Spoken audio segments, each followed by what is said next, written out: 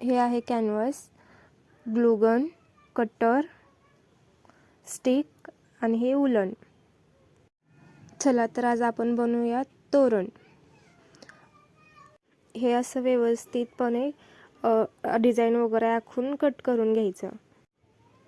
व्यवस्थितपणे कट करून झाल्यानंतर आपण आहे ते आधी बॉर्डर व्यवस्थित तयार करून घेऊयात, म्हणजे त्याचा लुक आपल्याला व्यवस्थित दिसेल. ग्लूगन मध्ये स्टिक घातल्यानंतर पडताना थोडंसं जड वाटत असेल तर समजायचं की व्यवस्थित पडत आहे.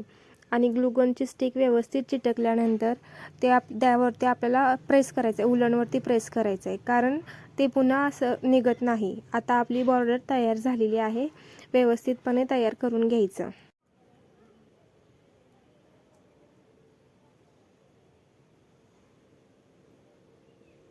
व्यवस्थित बघून घ्यायचं आधी बॉर्डर आपली व्यवस्थित चिटकलेली आहे की नाही. आपण आता त्याचे पहिला पानं व्यवस्थित चिटकावून घेऊयात.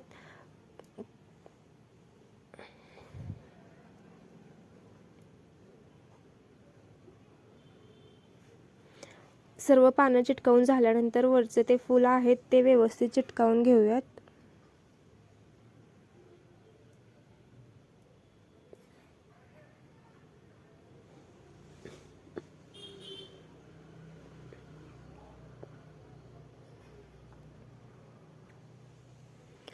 व्यवस्थित चिटकावून घेताना काळजी घ्यायची की ग्लूगनची स्टिक पडल्यानंतर उलन व्यवस्थित प्रेस करणं, कारण ते परत डबल टिबल वॉश केल्यानंतर सुद्धा जाऊ नये.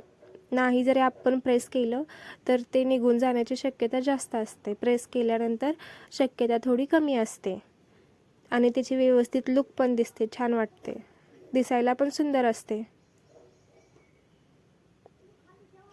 तोरण करताना कलर कॉम्बिनेशन आधीच व्यवस्थित करून घ्यायचं, म्हणजे पुन्हा आपण तोरण तयार करायच्या वेळेस गोंधळून जाणार नाही.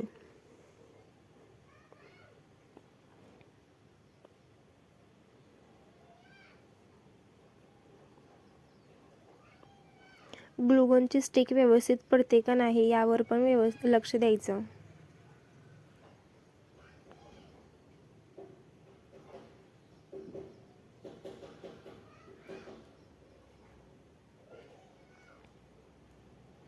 येलो कलरची, रेड कलरची 2 पट्टी, परत त्यावरती डार्क येलो कलर, परत आहे तो पिवळा कलर, अशी आपण आधी डार्क कलर वापरायचं, नंतर ना आहे ते थोडंसं फिकट, यामुळे आपल्याला आपल्या डिझाईनला शो येईल. आता पिवळी पट्टी आपण 2 वेळा झाल्यानंतर पांढऱ्या पट्टीचं बॉर्डर तयार करणार आहोत.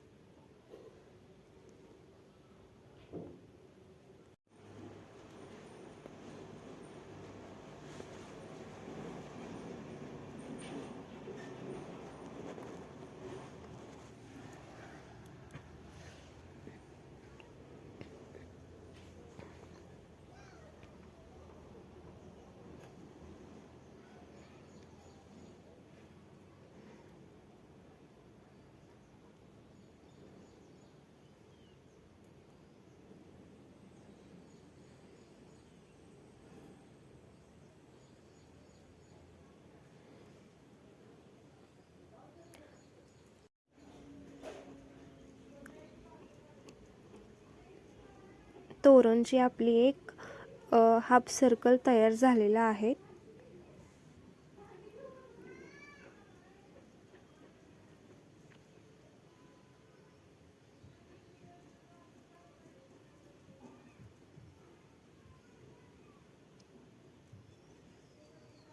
असेच आपण सर्व हाफ सर्कल स्टिकने स्टिक करून घेऊयात. हे बघा किती भारी वाटतो. सर्व सर्कल आपण स्टिक करून घेतलेले आहेत. आता आपण लिहिलेले जे जय जय रघुवीर समर्थ लिहिलेले आहे त्या शब्दावरती स्टिक करून घेऊयात. आधी आपण बॉर्डरची पट्टी स्टिक करायची नाही तर शब्द स्टिक करायचे.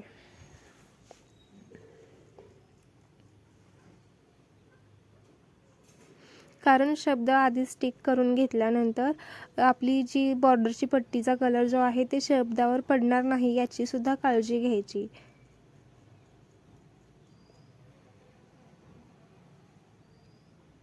आणि शब्दाच्या आतील भाग रंगवताना थोडेसे जागा असलं तरीही चालेल.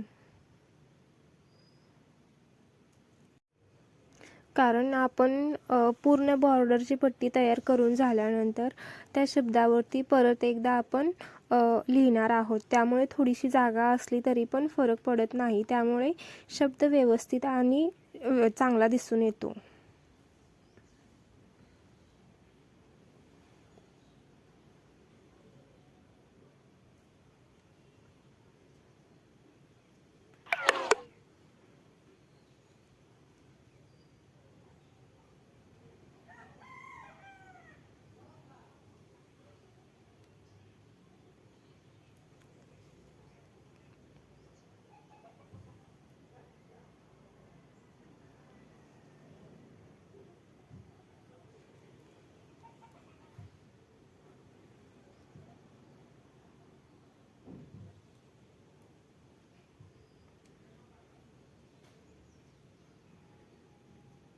ग्लू गनने स्टिक करताना व्यवस्थित प्रेस करायचं आहे.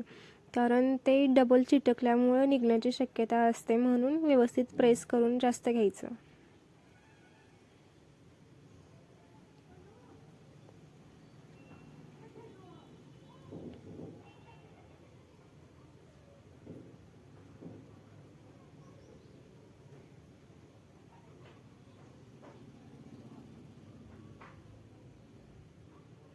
चिटकावताना हे बघा आधी व्यवस्थित कोपरे पण तयार करून घ्यायचे.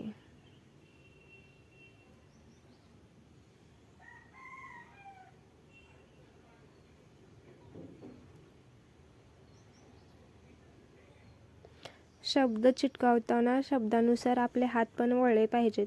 तेव्हा आपले शब्द व्यवस्थित उठून दिसतील.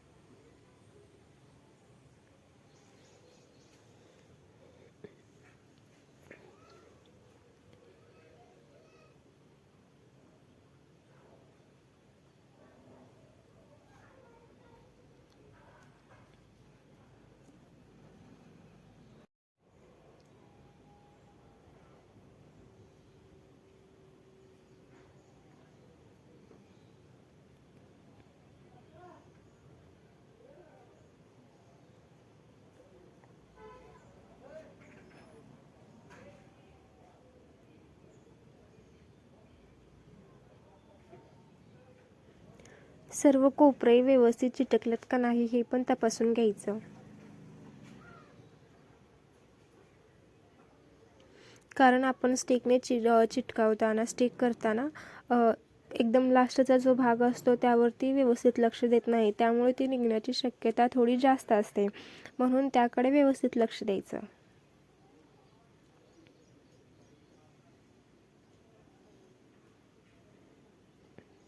हे बघा आपलं आता तोरण तयार होत आलेलं आहे.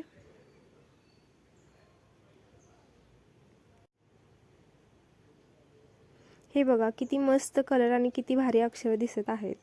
व्यवस्थित कलर कॉम्बिनेशन केलं ना पुन्हा आपल्याला पण गोंधळून जाता येणार नाही. आणि तोरणसुद्धा खूप छान दिसत आहे. अक्षर बघा किती व्यवस्थित आणि गोलदार छान दिसतात.